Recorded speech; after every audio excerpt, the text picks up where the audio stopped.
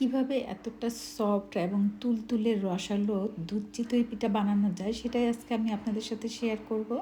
তো প্রথমে আমি 2 লিটার দুধকে জাল করে 1.5 লিটার করে নিয়েছি, একটু ঘন করে। একটু জাল করার পরে কিন্তু একটা ঘন হয়ে আসবে। তারপরে এই যে দেখছেন গুড়ের টুকরো, সেগুলোকে আমি একটু থেতলে নিয়েছি এবং এগুলোকে আমি একটু পানি দিয়ে গরম করে নিচ্ছি, জাল করে নিচ্ছি যাতে এটা গুলে যায় একদমই। এরপর এটাকে ঠান্ডা হতে দেবো। আর এদিকে কিন্তু আমি চিতই পিঠা তৈরি করে রেখেছিলাম আগেই।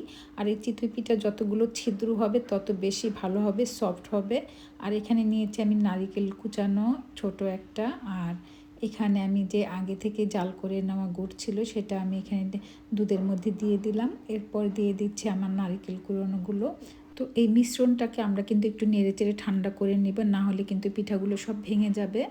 তো কিছুটা ঠান্ডা হওয়ার পর আমরা সবগুলো পিঠা এখানে এক এক করে দিয়ে দিব। অনেকেই পিঠা তৈরি করেন, আবার অনেকেই কিন্তু জানেন না পিঠাগুলো কেন ভেঙে যায় কিংবা পিঠার ভিতরে রসগুলো কেন ঢোকে না, অনেক সময় দেখা যায় শক্ত হয়ে যায়। তো সেই জন্য আমি আপনাদের পুরো রেসিপিটা এইভাবে দেখালাম। আপনারা কিন্তু যখন পিঠাগুলো দুধগুলো গরম করবেন তখন কিন্তু সাথে সাথে দিবেন না, এটা ঠান্ডা হওয়ার পর এটার উপরে দিবেন যাতে করে বেশি না ভিজে যায়। বেশি সেদ্ধ হয়ে গেলে কিন্তু পিঠাগুলো একদমই ভেঙে যাবে।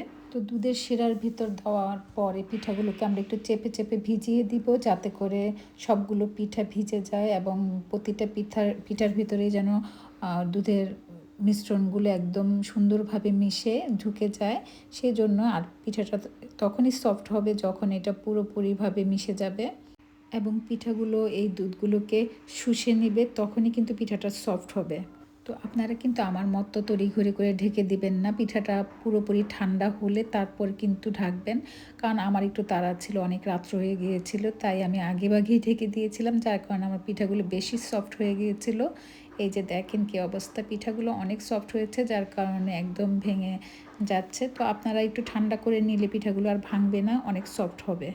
অনেক সময় দেখবেন পিঠা বানানোর পর ভেতরটা কিন্তু একটু শক্ত শক্ত থাকে, সেগুলো হচ্ছে জালি যদি ঠিক মতো না হয় পিঠার তাহলে কিন্তু শক্ত থেকে যায়। আর তো এটা পুরোপুরি জালি হয়েছে বিধায় এই পিঠাগুলো এতটাই সফট হয়েছে, দেখেন দেখলেই বোঝা যাচ্ছে যে কতটা সফট হয়েছে এবং এটার রসগুলো কিন্তু এটার প্রতিটার ভেতরেই ঢুকে গেছে এমনভাবে যে আপনি খাবার সময় টের পাবেন এটা কতটা রসালো হয়েছে আর কতটা ইয়াম্মি হয়েছে, সেটা না খেলে আসলে বুঝবেনই না। তো এই রেসিপিটা যদি ভালো লেগে থাকে অবশ্যই শেয়ার করে দিবেন আর আপনারাও একবার ট্রাই করবেন।